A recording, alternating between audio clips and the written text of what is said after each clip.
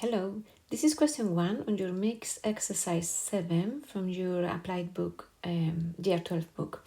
So you have May commutes to work 5 days a week on a train.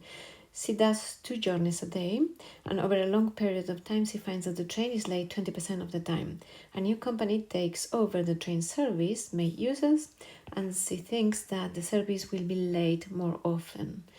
In the first week of the new service, the train is late 3 times. You may assume that the number of times the train is late a week has a binomial distribution, and we have to test 5% significant level whether or not there is evidence that there is an increase on the number of times the trains go late.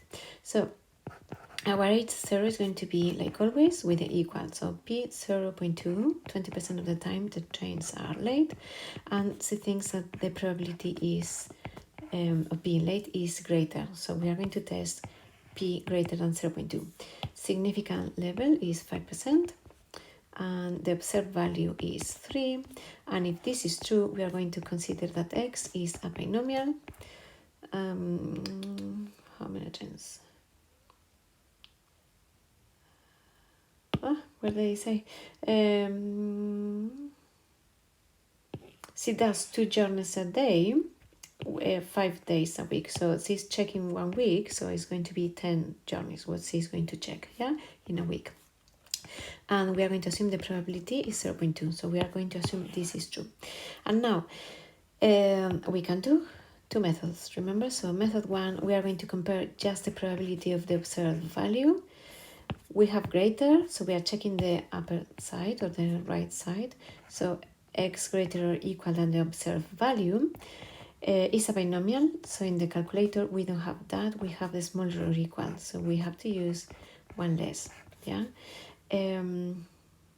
this is going to be 1 minus, we are going to use binomial CD in the calculator. N is 10, P is 0.2, X is 2, and we have 0.6778, which is 0.3222. And this is greater than the significant level or level of significance, which means we have to accept H0. There is not enough evidence, and remember you have to write this line, there is not evidence to support May's claim. So the trains, there is not evidence to support that the trains are more frequently late. The other method is going to give us the same answer, but maybe you prefer finding the critical region, and sometimes you will need to find the critical region. So we are going to find the critical region finding an A, such as the probability of X being greater or equal. That value is smaller than the significant level. I'm doing greater or equal, again, for the same reason. I'm testing the right-hand side. This is not in the calculator, so I'm going to do the same that I did with the other question, but smaller or equal than A minus 1. Instead of with numbers, like here, I'm going to do with this A. So this value is going to be 1 less. Smaller than 0.05. If I reorganize, I have P of X being smaller or equal than A minus 1 must be greater than 1 minus 0.5, which is 0.95. So I'm looking for the first value that gives me bigger probability than 0.95. You can do this with a calculator, or we can use the tables because this binomial is actually on the tables. So if you go to the formula booklet, binomial cumulative N10 and probability 0.2, we have this column. Let me zoom in. So we are looking for the first value that gives me a probability greater than 0.95, which is this value here. So this is the probability, and this is the value 4, which means this value here is 4.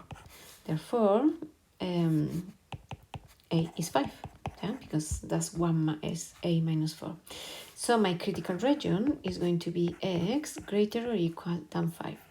So I'm going to reject, so remember critical region or rejection region is when if my value, observed value, falls here, I'm going to reject. But it's not the case because my observed value is 3. So 3 is not in the critical region. And this is not in the critical region. I have to accept 8-0, yeah? So the conclusion is going to be exactly the same as with this method. You don't have to do them both, obviously. You can choose. And you should write this line again. I'm not going to write it, but there is not enough evidence to support her claim, yeah? And that's all with this question.